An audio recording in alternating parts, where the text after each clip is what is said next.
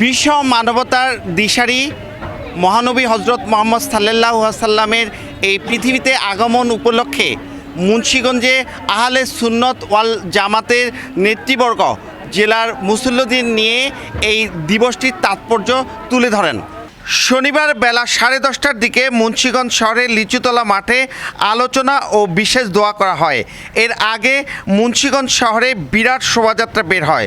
যশনের জুলুস দেওবন্দ থেকে বের হয়ে প্রধান সড়ক প্রদক্ষিণ করে। এতে নানা রকমের পতাকা প্রদর্শন করা হয়। প্রিয় নবী সাল্লাল্লাহু আলাইহি সাল্লামের আগমনের দিনটিকে ঘিরে উদ্বেলিত মুসল্লিরা। 1500 বছর আগে সকল কুসংস্কার এবং সকল অনিয়মকে নিয়মের মধ্যে আনার জন্য আমার আল্লাহর নির্দেশে হুজুর পাক সাল্লাল্লাহু আলাইহি সাল্লামকে এই পৃথিবীতে আগমন ঘটান। সারা বিশ্ব রাসূল সাল্লাল্লাহু আলাইহি ওয়াসাল্লামের আগমনে খুশি, আমরাও খুশি।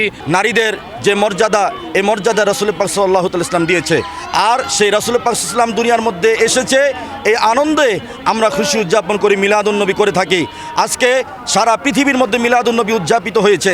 আল্লাহ তাআলা কোরআনে বলেছেন, কুল বিফাদলিল্লাহি ওয়া বিরহমাতিহি ফাবিযালিকা ফালিয়াফরাহু খায়রাম মিম্মা ইয়াজমাউন। আয় মাহবুব, আপনি বলে দিন আমার রহমত পাওয়ার পর আপনার উম্মতেরা যেন খুশি প্রকাশ করে।